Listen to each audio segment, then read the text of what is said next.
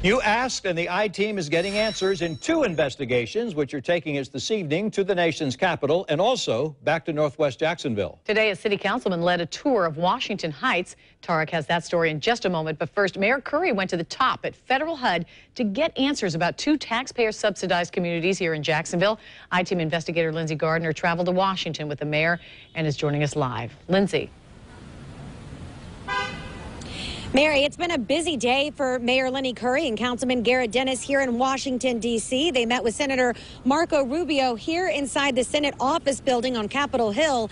That was after a 2-hour meeting earlier in the day with more than a dozen HUD officials. Mayor Curry told me it was about following through on his promise to get answers at the very top, and the I-Team was there for every step.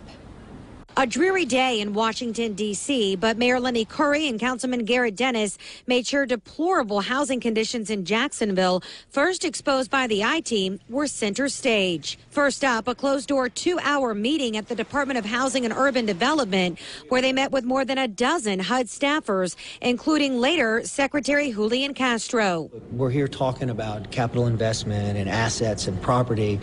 This is a statement that this councilman started, that I've joined him in this cause, that we care about all of the people of Jacksonville. Everybody deserves a chance, and nobody should be left behind. I mean, that sounds like a perfect world that we're striving for, but that's really what this fight is about.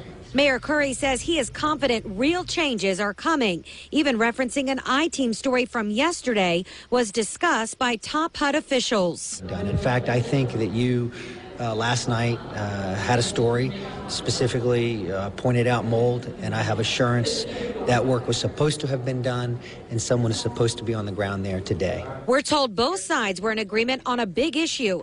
Global Ministries Foundation needs to leave Jacksonville. And I'm even more convinced today that we need a new owner at Eureka Gardens, at Washington Heights, and the whole portfolio. We need a new owner in Jacksonville, and we made it clear to the secretary today is that the city wants to be and will be at the table with the new owner. The I-Team also asked HUD about its failed inspection process exposed at Eureka Gardens. Is your department looking to make any changes in its inspection process?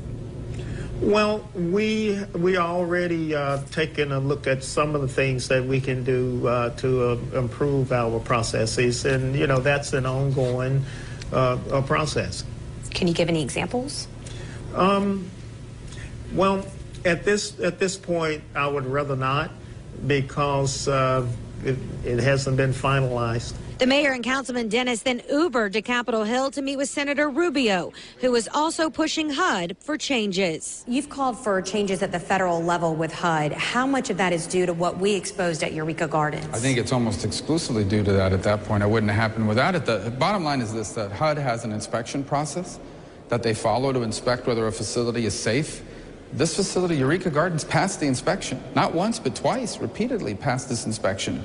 And anyone who visits there and looks at it knows immediately that is not a place where people should be living. And so the fact that it passed their inspection not once but twice tells you there need to be significant reforms in the way HUD carries out these inspections. HUD told me they couldn't give specific examples of those possible changes because it would have to be written into contracts, and those contracts would impact property owners all across the country. One source told me, though, it could include surprise inspections. So currently, HUD lets property owners know in advance of an inspection. But again, that could be changing. We're also told by sources that HUD will meet imminently with Reverend Richard Hamlet to talk with him about that meeting today with Jacksonville city leaders here in Washington, D.C., and the I-Team will continue to follow every development. Live from Capitol Hill tonight, I'm Lindsay Gardner, Channel 4, the local station. Thank you, Lindsay. Back here in Jacksonville, another one of Reverend Hamlet's apartment complexes is also under scrutiny by the city. Councilman Tommy Hazuri, the fire chief, and staff members went to Washington Heights today with specific demands for Hamlet. I-Team investigator Tarek Miner was there and spoke with Hazuri. Tarek? The councilman at large, Tommy Hazuri, is demanding Reverend Richard Hamlet do 2 things. He wants a detailed timeline of when all the issues will be fixed at Washington Heights, and he wants carbon monoxide detectors put in each apartment for good reason. Hazuri, JFRD Chief Kevin Jones, and city staff showed up at the Washington Heights apartment complex unannounced, visiting residents who invited them in to show them their living conditions. City leaders say they're concerned about eroded stoves because the pilot lights that they saw are higher than they should be, and this could be a fire danger. Missouri says some of the stairwells appear to also be deteriorating, and residents have been complaining of gas leaks, mold and mildew, plumbing issues, and termite infestations. They said, well, why are you picking on the Reverend or the pastor? Well, they've already closed 2 of his places in Memphis. These 2 either should be sold or fixed up immediately. Missouri there was referring to 2 of Hamlet's federally subsidized apartment complexes in Memphis, Tennessee that were ordered to be shut down by the federal government earlier this year. Missouri says he hasn't received a response from Reverend Hamlet, but if the timeline that Hamlet sends back takes too long for the residents there, he says the city may have to take additional action. Tom. Thank you, Tarek. We would not have found out about the living conditions at these 2 complexes if you had not told us about it. So if you see something that needs to be investigated, take a video or a picture and text it to 479 News or email it to iteam@news4jax.com.